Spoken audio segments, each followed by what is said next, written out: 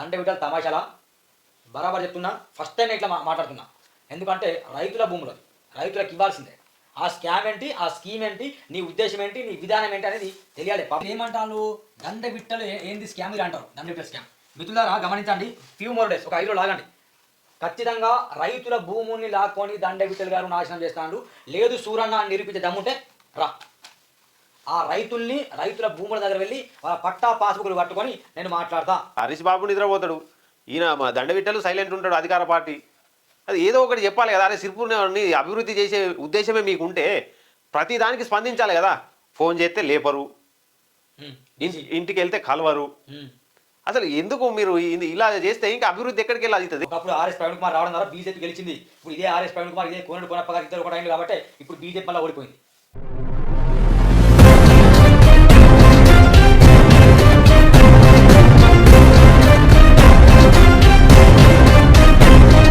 నమస్కారం మిత్రులారా, నేను మీ జర్నలిస్ట్ సూరన్న. మన మధ్యలో దేవేందర్ కూడా సూరన్న టీవీకి రావడం జరిగింది. ముఖ్యంగా కాగజ్ నగర్ మున్సిపల్ ఎన్నికల ఫలితాలు విభిన్నంగా వచ్చాయి మిత్రులారా. నిజంగా అనుకున్నది అయింది. సూరన్న మీ సర్వే ఏమైంది, డొల్లస్ అయిందని కొందరు అంటాను, దుర్మార్గుడు. అయితే నా సర్వే డొల్లస్ కాలేదు, ములాఖత్ కాకముందునే సర్వే చేసిన. నిజంగా బీజేపీ ప్లస్ కాంగ్రెస్ బరాబర్ ములాఖత్ అయింది. మీ రిజల్ట్ ఒకసారి చూసుకోండి. కాంగ్రెస్ పార్టీ ఎక్కడైతే నిలబడిందో అక్కడ బీజేపీ డమ్మి అభ్యర్థులు, బీజేపీ ఎక్కడైతే గట్టిగా నిలబడ్డదో అక్కడ కాంగ్రెస్ డమ్మి అభ్యర్థులు. ఇది జరిగింది వాస్తవం. ఖచ్చితంగా ములాఖత్ అయింది కాబట్టి కొన్ని సీట్లు బీఆర్ఎస్ తక్కువ వచ్చాయి. ఏదేమైనా 11 సీట్లు బీఆర్ఎస్కు, కాంగ్రెస్కు 9 సీట్లు, ఎంఐఎం 1, బీజేపీ 5, ఇండిపెండెంట్ 4. ఈ విధంగా మనం రిజల్ట్ చూసాం. కానీ ఓటింగ్ పర్సెంటేజ్ మాట్లాడితే కనుక డిఫరెంట్ ఉంది మిత్రులారా. 11,000కు పైగా ఓటింగ్ వచ్చేసి కోనేరు కోనప్ప ప్లస్ ఆర్ఎస్పీ బలపరిచిన అభ్యర్థులకు వెళ్ళింది. అందుకే నేను తమిళనాడు ఏం పెట్టా, కోనేరు కోనప్ప ఆర్ఎస్పీ దూసుకొని వెళ్తాను.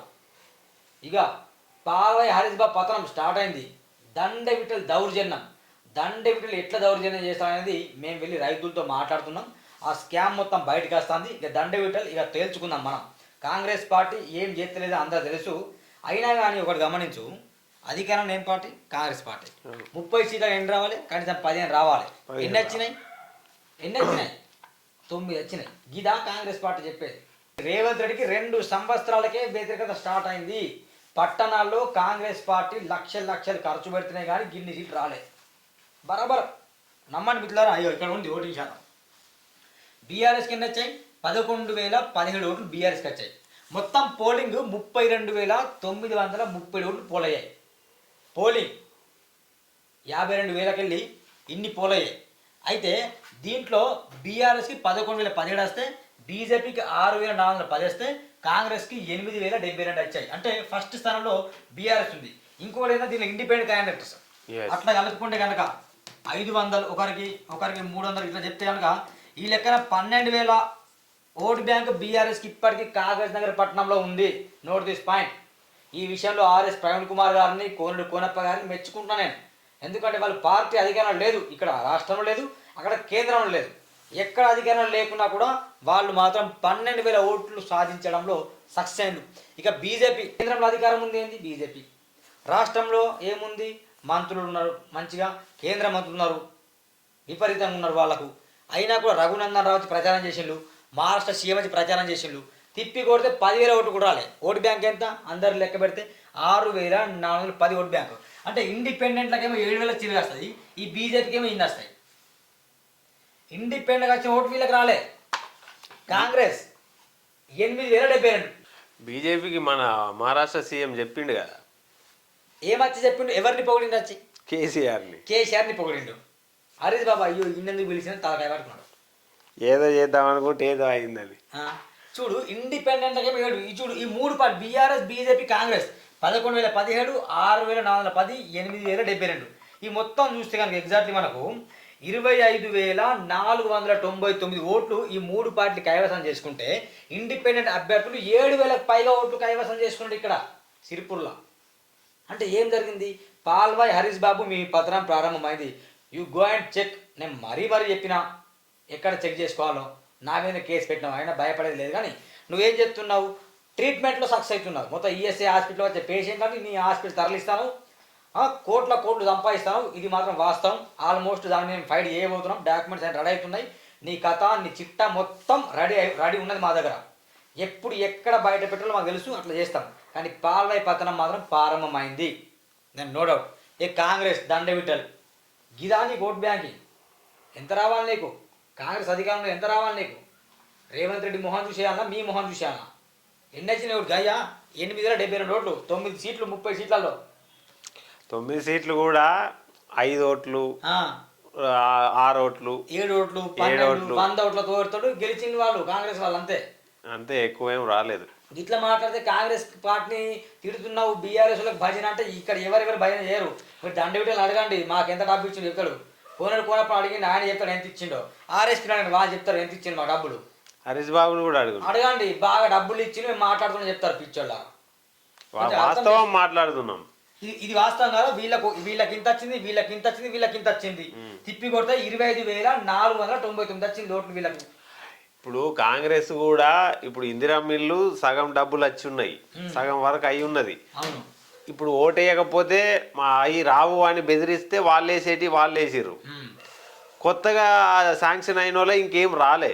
ఇప్పుడు ఓట్లు వేయకపోతే వాళ్ళు వస్తాయో రావా అని వాళ్ళ ఆ భయానికి వాళ్ళు కొందరేసి ఇట్లా ఆ రకంగా ఈ రకంగా ఇప్పుడు రైతు బంద్ వేస్తా అని ఉన్నాడు. అది ఇవన్నీ ఒత్తిడి తెచ్చినా కూడా వీళ్ళకి 9 కంటే ఎక్కువ రాలేదు. ఇక అర్థం చేసుకుంటున్నారా ఎంత దరిద్రం అంటే? ఇందిరా మిల్లులు కాంగ్రెస్ కోటేస్తే ఇందిరా మిల్లు సెకండ్ బిల్లు ఎత్తది, లేకుంటే నీకు మళ్ళా కొత్తగా ఇల్లు కావాలంటే కాంగ్రెస్ పార్టీ కొట్టాయి. బిడ్డ గెలిచిన వాళ్ళు అందరూ ప్రశ్నించండి. ఇప్పుడు వాళ్ళు డైరెక్టే మాట్లాడలే కదా, అంత పబ్లిక్లో చెప్తాను వాళ్ళు. అసలు రేవంత్ రెడ్డి నిజంగా తెలంగాణ రాష్ట్రాన్ని ఎట్లా ఆగం చేస్తాను తెలుసా? కొండలరెడ్డి బ్రదర్స్ మొత్తం పరిపాలిస్తాను తెలంగాణ రాష్ట్రంలో. ఒక మాట వినిపిస్తాయి, రియల్ ఎస్టేట్ డౌన్ అయిందని. రియల్ ఎస్టేట్ డౌన్ కాలేదు, ధరణి పోయి భూభారత్ వచ్చింది, లిటిగేషన్ ల్యాండ్, డిస్ప్యూట్ ల్యాండ్స్ మొత్తం కొండలరెడ్డి బ్రదర్స్, రేవంత్ రెడ్డి బ్రదర్స్ వెళ్ళి మొత్తం సెటిల్మెంట్ చేసుకుంటా అనేది వాస్తవం అది. కాబట్టి డౌన్ అయింది అంటాడు. డౌన్ కాలేదు, డౌన్ చేసిండు ఆయన. మరి కొద్ది రోజుల్లో ఇంకో 3-4 మంత్స్లో ఏమో తెలుసా, రియల్ ఎస్టేట్ మొత్తం లేస్తుంది, వాళ్ళకి వెళ్ళిపోతే సెటిల్మెంట్ మొత్తం లేస్తుంది, భూములు మొత్తం వాళ్ళ చేతులకు వెళ్ళిపోయిన తర్వాత అప్పుడు పెరుగుద్ది. బీజేపీ ప్లస్ కాంగ్రెస్ ములాఖత్ అయింది, దీని నో డౌట్. కాబట్టి ఇక్కడ 11 సీట్లు వచ్చాయి. ఇండిపెండెంట్ అభ్యర్థులు వాళ్ళకి గెలిచారు. ఇండిపెండెంట్ అభ్యర్థులు కూడా ఎవరు? కోనెడు కోనప్ప బలపరిచిన అభ్యర్థులే. కోనెడు కోనప్ప దగ్గర ఉన్న వాళ్ళే ఇండిపెండెంట్ గెలిచారు చాలామంది. ఇక దీన్ని ఏమంటారు చెప్పండి? కానీ ఏ మాట కామాట చెప్పుకోవాలి, కాకినాడలో కూడా తెలివి మంతులు ఉన్నారు. నోటాకు పడ్డాయి ఓట్లు, నోటాకు పడ్డాయి. అంటే ఈడ నిలబడ్డ అభ్యర్థులు ఎవరు కూడా మాకు నచ్చలేదు అని చెప్పేసిర్రు. ఇప్పుడు ఎమ్మెల్యేలకు కూడా వర్తిస్తుంది, ఇది దండవిట్టలకు వర్తిస్తుంది, హరీష్ బాబుకు వర్తిస్తుంది, మన ఇప్పుడు ఆర్ఎస్ ప్రవీణ్కు వర్తిస్తుంది, కోనప్పకు వర్తిస్తుంది. వీళ్ళెవరు నాకు నచ్చలేదని చెప్పేసిరు వాళ్ళు. అయితే మీరేమంటారు? దండవిట్టలు ఏంది స్కామ్ మీరు అంటారు, దండవిట్టలు స్కామ్. మిత్రులారా గమనించండి, ఫ్యూ మోర్ డేస్, ఒక 5 రోజులు ఆగండి. ఖచ్చితంగా రైతుల భూముల్ని లాక్కొని దండవిట్టలు గారు నాశనం చేస్తాడు. లేదు సూరన్న అని నిరూపించే దమ్ముంటే రా, ఆ రైతుల భూముల దగ్గర వెళ్ళి వాళ్ళ పట్టా పాస్బుక్లు పట్టుకొని నేను మాట్లాడతా, బరాబర్ నేను మాట్లాడతా. మిత్రులారా మీరు గమనించండి, ఒక విషయం చెప్తే నేను ఇక్కడ ఏం జరిగిందంటే, సర్వే నెంబర్ 72 దండవిట్టలు గారు సర్వే నెంబర్ 72లో అది ఎక్కడంటే మీకే తెలుసు, 30 నుండి 40 ఎకరాలు రైతులది. ఆ రైతుల భూమిని నువ్వు లాక్కొని అటు కంపెనీకి ఇస్తలేవు. అది ఏ కంపెనీలో నీకు తెలుసు, నాకు తెలుసు, మన అందరికి కూడా తెలియాల్సిన అవసరం ఎంతైనది. 30-40 ఎకరాలు ఆ రైతులకు ఇవ్వట్లేదు, అటు ఆ కంపెనీకి ఇవ్వట్లేదు, అటు రైతుల్ని మోసం చేస్తాను. ఖబర్దారని చెప్తున్నా. ఖచ్చితంగా రైతులు అందరిని తీసుకొచ్చి హైదరాబాద్లో సీఎం క్యాంప్ ఆఫీస్ దగ్గర వచ్చి ధర్నా చేసే రోజులు వస్తాయి ఒకరోజు. దండవిట్టలు తమాషాలా, బరాబర్ చెప్తున్నా. ఫస్ట్ టైం ఇట్లా మాట్లాడుతున్నా. ఎందుకంటే రైతుల భూములు రైతులకు ఇవ్వాల్సిందే. ఆ స్కామ్ ఏంటి, ఆ స్కీమ్ ఏంటి, నీ ఉద్దేశం ఏంటి, నీ విధానం ఏంటి అనేది తెలియాలి. పబ్లిక్ ప్రజలు ఆలోచన చేయండి. బీసీ నాయకుడు వచ్చిండు, యువ నాయకుడు, మంచి నాయకుడు అని మీరు మురిసిపోకండి. ముంచే నాయకుడు, బరాబర్ చెప్తున్నా, ముంచే నాయకుడు బరాబర్ ముంచుతాడు, నమ్మి పెట్టుకోండి. నేను రోషంతో మాట్లాడుతున్నా, బరాబర్ ముంచే నాయకుడు. కాబట్టి దండవిట్టలు దౌర్జన్యం అని పెట్టిన ఆ స్కామ్ ఏందో త్వరలో మీ ముందుకు నేను తెచ్చే ప్రయత్నం చేస్తాను మిత్రులారా. అయితే గమనించండి, ఇది దండవిట్టల చరిత్ర. ఆ రైతులకు కూడా మనం టైం ఇస్తే బాగుంటుంది. ఖచ్చితంగా రైతులకు చాలా టైం- రోజుల నుంచి వెళ్ళి తిరుగుతుర్రు. చాలా ఫోన్లు మంది కూడా రైతులు చాలా వస్తున్నారు, ఫోన్లు కానీ ఎలక్షన్ టైంలో బిజీ కాబట్టి మేము సిరిపూర్లో వచ్చి క్యాన్వసింగ్ చేశాం. అటు బీజేపీ వాళ్ళని, కాంగ్రెస్ వాళ్ళని, బీఆర్ఎస్ వాళ్ళని చాలా మందిని ఇంటర్వ్యూ చేశాం. ఈ కొందరు అయితే ఇంటర్వ్యూ చేసిన వ్యక్తులు గెలిచారు, కొందరు ఓడిపోయారు. సర్వేలని నిజంగా నేను రూల్ లేదు, మా ఒపీనియన్ మేము చెప్పాల్సి వస్తుంది, మేము చెప్పినాం. మీ ఒపీనియన్ మీరు చెప్పండి, అంతేగాని సర్వే ఏమైంది అదేమైంది అని ఇంట్లో కూర్చొని బాతకాని మాటలు మాట్లాడకండి. నాకు ఒకటి అర్థం కాదు, మీ మీద ఇన్ని ఆరోపణలు వచ్చినప్పుడు మీరు బయటికి వచ్చి మాకు సమాధానం ఇవ్వకపోయినా పర్లేదు, మీరే సపరేట్ ఒక ప్రెస్ మీట్ పెట్టి మీరు సమాధానం రిప్లై అయితే ఇవ్వాలి కదా. మరి రైతులకు తెలియాలి కదా మీరు చెప్పేది, మీ అసలు మీరేమనుకుంటున్నారు అన్నది కావాలి కదా. అసలు మీ ఉద్దేశం ఏందన్నది మీరు చెప్పాలి కదా. అటు హరీష్ బాబు నిద్రపోతాడు, ఈయన దండవిట్టలు సైలెంట్ ఉంటాడు, అధికార పార్టీ. అది ఏదో ఒకటి చెప్పాలి కదా. అరే సిర్పూర్ని అభివృద్ధి చేసే ఉద్దేశమే మీకు ఉంటే ప్రతిదానికి స్పందించాలి కదా. ఫోన్ చేస్తే లేపరు, ఇంటికి వెళ్తే కలవరు. అసలు ఎందుకు మీరు ఇలా చేస్తే ఇంకా అభివృద్ధి ఎక్కడికి వెళ్ళి అవుతుంది? అందుకే నేను బరాబర్ చెప్తున్నా, కోనడు కోనప్ప గారికి ఆర్ఎస్పీకి సెల్యూట్ చేస్తున్నా. మీరు ఏమని అనుకోవచ్చు మా గురించి, అమ్ముడు పోయిన అనుకుంటారా లేకపోతే తప్పుడు అనుకుంటారా, మీరు ఏమని అనుకోండి బై. అమ్ముడు పోయిందని మీరు ఏ రకంగా అనుకుంటారు? ఇతనికి కోనప్పకి ఇప్పటికీ శశమిరా పడది. వ్యక్తిగతంగా నాకు నచ్చడు కోనప్ప, వ్యక్తిగతంగా నాకు నచ్చడు ఆర్ఎస్పి. ఏ రకంగా మీరు ఈ ఆరోపణలు చేసుడు? నేను చెప్తున్నాం కదా రిప్లై. మరి నీ మీద మేము 100 ఆరోపణలు చేస్తాను, మీరు రిప్లై ఇవ్వండి, రిప్లై ఇవ్వండి, ప్రెస్ మీట్ పెట్టి చెప్పులు. మీరు ఏమన్నా అంటే పోలీసులు ఒకళ్ళు దొరికింది కదా మేము అధికారంలో ఉన్నామని చెప్పేసి ఫోన్ చేసుడు, కంప్లైంట్ వేయించరు. ఈ పోలీసులకు కావచ్చు, వాళ్ళ కంప్లైంట్లకు, వాళ్ళ ఎఫ్ఐఆర్లకు భయపడే రోజులు పోయినాయి. మీరు దయచేసి, మేము గతంలో కూడా ప్రశ్నించాం, ఇప్పుడు కూడా మీరు ఏమన్నా బయట పెట్టండి స్కాములు, బరాబర్ మాట్లాడతాం మేము. కోనేరు కోనప్ప గారు కబ్జా చేసిండు, లేకపోతే ఆర్ఎస్ ప్రవీణ్ కుమార్ కబ్జా చేసిండు అనే వాస్తవం ఉంటే మీరు చెప్పండి సురాణ టీవీకి, అది కూడా మాట్లాడదాం, తప్పులేదు. కానీ లేనిపోని అబండాలు సృష్టించకండి, ఇది నగ్న సత్యం చెప్తున్నా. దండ విట్టెల్ సిరిపూర్కి పనికిరాడు. గతంలో పాలవయ్యే పనికిరాడు అనుకున్నాం, కానీ దండ విట్టెల్ కూడా సిరిపూర్లో రైతుల్ని ముంచడానికి పుట్టిన నాయకుడే. ఒకప్పుడు ఆర్ఎస్ ప్రవీణ్ కుమార్ రావడం ద్వారా బీజేపీ గెలిచింది. ఇప్పుడు ఇదే ఆర్ఎస్ ప్రవీణ్ కుమార్, ఇదే కోనడు కోనప్ప గారు ఇద్దరు ఒకటైంది కాబట్టి ఇప్పుడు బీజేపీ మళ్ళీ ఓడిపోయింది, బరాబర్ ఓడిపోయింది. కాంగ్రెస్ పార్టీకి ఎన్ని సీట్లు? 9 సీట్లు వచ్చినాయి. ఇదా పరిపాలన? ఇక్కడే అర్థమవుతుంది. 50,000 మందిలో నిన్న 32,000 మంది ఓట్లేస్తే దాంట్లో 8,000 ఓట్లు పడ్డాయి మీకు. మీ పరిపాలన ఏంటో జనాలు చూస్తాను, తులం బంగారం జనాలు చూస్తాను, 2 లక్షల ఉద్యోగాలు జనాలు చూస్తాను, మీ ప్రజా ఫేస్ట్ జనాలు చూస్తాను, మీ చెవుల్లో పెట్టే పువ్వుల్ని జనాలు చూస్తాను, ఆ ఇందిరా మిల్లు ఎవరికి ఇస్తానో జనాలు చూస్తాను, ఆ స్కాములు అంటే జనాలు చూస్తాను. తెలియదా? కాంట్రాక్టర్ దగ్గర ఎంత దోచుకున్నాడో జనాలు చూస్తాను, అన్నీ తెలుసు. అందుకే బరాబర్ సూటిగా ప్రశ్నిస్తున్నాం. ఈ లేనిపోని అబండాలు, లేనిపోని మాటలు మాట్లాడి బద్నాం చేసినా భయపడే రోజులు పోయినాయి. కాబట్టి ఖచ్చితంగా ఉన్నట్టు మాత్రం మాట్లాడతాం, దాన్ని నోడవు. పాలో యారీజ్ బాబు అయినా దండ విట్లైనా ఒకటే మాకు. ఎందుకంటే అధికారంలో బాగున్నారు. ఇప్పుడు కోనేరు కోనప్ప అధికారంలో లేరు, ఆర్ఎస్ ప్రవీణ్ కుమార్ అధికారంలో లేరు. వాళ్ళు ప్రతిపక్షం నుండి పోరాటం చేస్తాను. అలాంటి వాళ్ళకి మనం మద్దతు ఇవ్వాలి. వాళ్ళు ఫైట్ చేసి మనం ఫైట్ చేస్తే సిరిపూర్ అభివృద్ధి అవుతుంది. అట్లా ఆలోచన చేయాలి. అంతేగాని కోనేరు కోనప్ప ప్రశ్నించు, ఆర్ఎస్ని ప్రశ్నించు అంటే ఎట్లా ప్రశ్నిస్తాం? ఎందుకు ప్రశ్నిస్తాం? వాళ్ళు ఇప్పుడు అధికారంలో ఉన్నది మీరే కదా. బీజేపీకి ఏదైనా జోడెడ్లని చెప్తారు కదా మీరు. మరి మీ పరిపాలన ఏంది? ఛాయ్పై చర్చ ఏంది? ఛాయ్పై చర్చ ఏంది మీది? కాంగ్రెస్ అధికారం ఉన్నది ఇప్పుడు రాష్ట్రంలో. మరి ఎప్పుడైనా దండవిట వెళ్ళి కాంగ్రెస్ వెళ్ళి రేవంత్ రెడ్డి శాలలు కప్తారు తప్ప ఈ అని చెప్పిండే మన సిరిపూర్కి ఏమైనా వచ్చిందా? సిరిపూర్కి అభివృద్ధి ఏం వచ్చింది? అభివృద్ధి ఎన్ని రోడ్లు అయినాయి? ఎన్నేళ్ళ బస్ స్టాండ్, దయగాల బస్ స్టాండ్ లేదు, సిరిపూర్లో బస్ స్టాండ్ లేదు, దిక్కు దిగానం లేదు. దాని గురించి మాట్లాడరు. ఓట్లు వేయాలి. ఏం చేస్తారు ఓట్లు వేస్తే? ఇప్పుడు సిరిపూర్లో పాల్వాయి హరీష్ బాబు బీజేపీ కేంద్ర ప్రభుత్వం, మీరు కాంగ్రెస్ రాష్ట్ర ప్రభుత్వం, ఇద్దరు కలిసిరంటే సిరిపూర్ ఇంకింత అభివృద్ధి చెందాలి కదా. ఇట్లా ఓట్లప్పుడు కలుస్తారు వీళ్ళు, ములాఖాత్ కోసం సీట్కు చైర్మన్ కలుస్తారు. మొన్న కలిసి చక్కగా ఆయన దోశ తిన్నాడు, ఈయన ఛాయ్ తాగిండు కదా. దానికోసం గిట్ల దరిద్రమైంది మొత్తం సిరిపూర్. వీళ్ళు ఆ భోజనం చేసి ఆయన దోశ తిన్నాడు, ఈయన ఛాయ్ తాగిండు, అప్పటి నుంచి వాళ్ళ గిరాకీ బంద్ అయింది. ఇంత దారుణమా?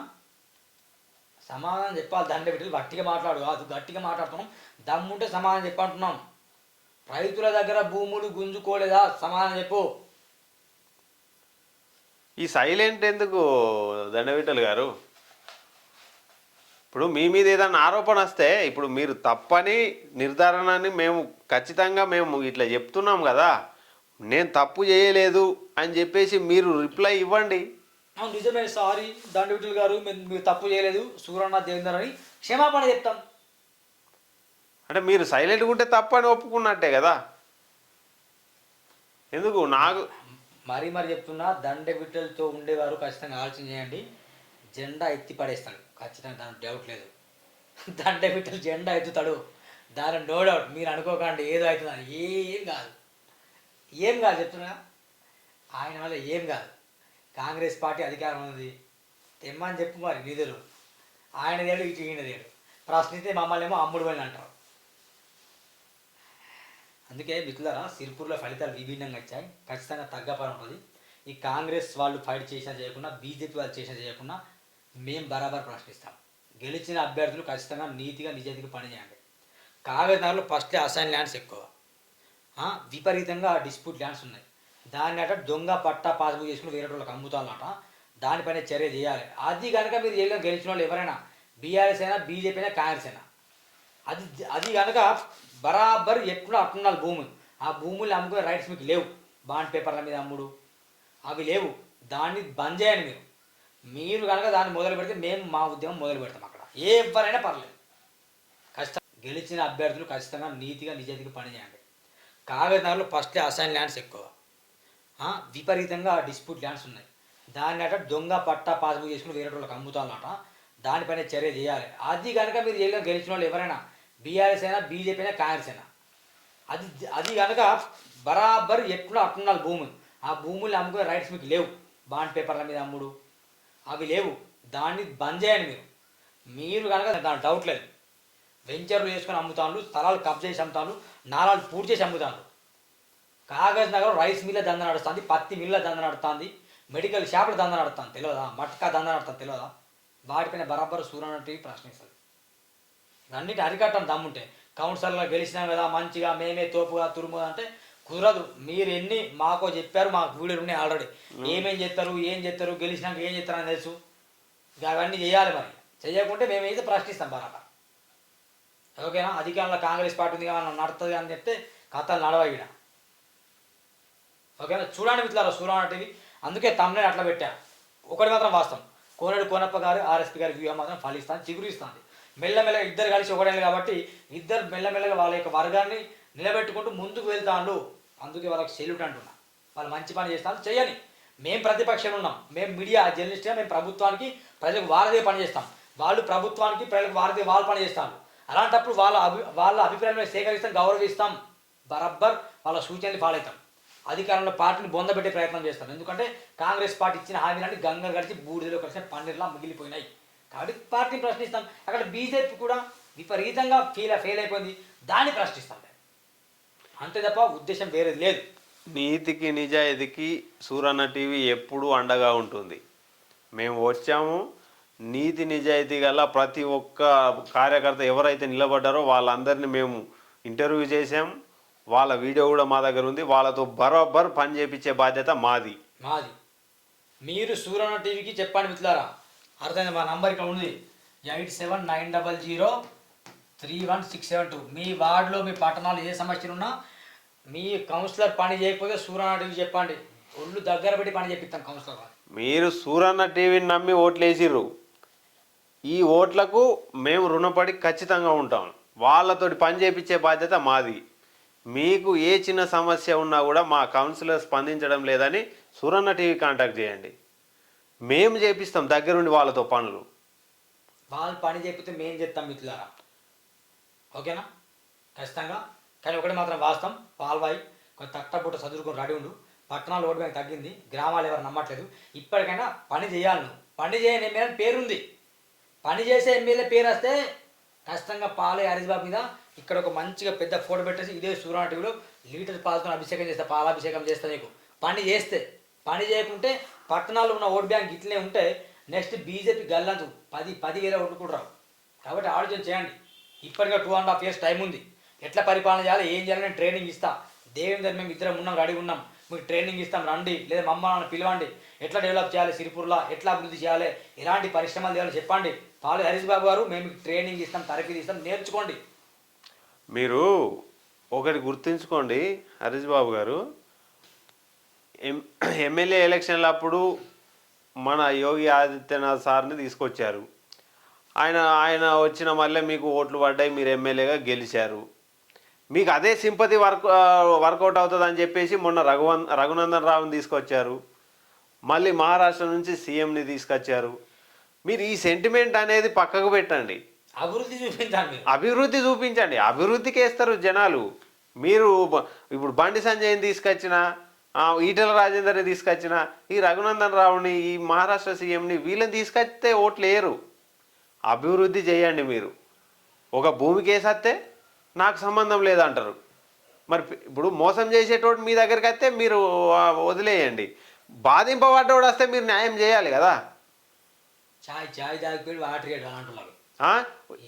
వచ్చిన రైతులకు మీ దగ్గరికి బాధింపబడిన వాళ్ళు వచ్చినప్పుడు వాళ్ళని కూర్చోమనడం కానీ, వాళ్ళకు మంచినీళ్ళు ఇవ్వడం కానీ ఏదన్నా ఉందా? కనీసము వాళ్ళు ఒక సమస్య గురించి వస్తే స్పందించడం కూడా మీకు తెలియదు. అదే ఆర్ఎస్పీ దగ్గర వెళ్తే కాలు మీద కాలు కూర్చోబెట్టి మాట్లాడిన ఆర్ఎస్పీ ఏం ఫీల్ కాడు.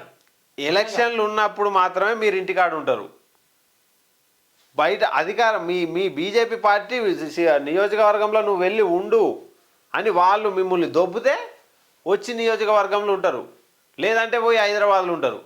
హాస్పిటల్లో దందాలు నడవాలి, దానికి సంబంధించిన మీరు ఇంకెన్నెన్ని చేస్తారు.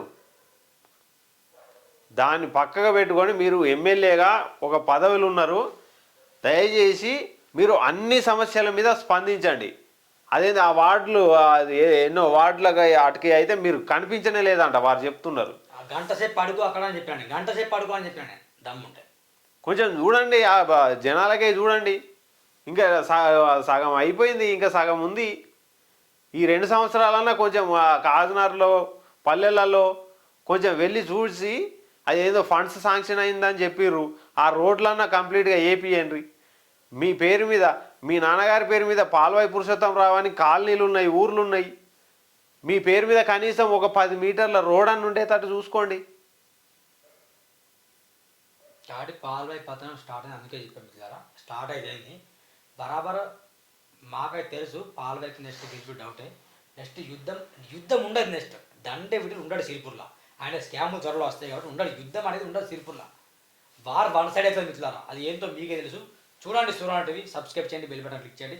Thank you, bye bye. దేవేందర్తో సూరన్న.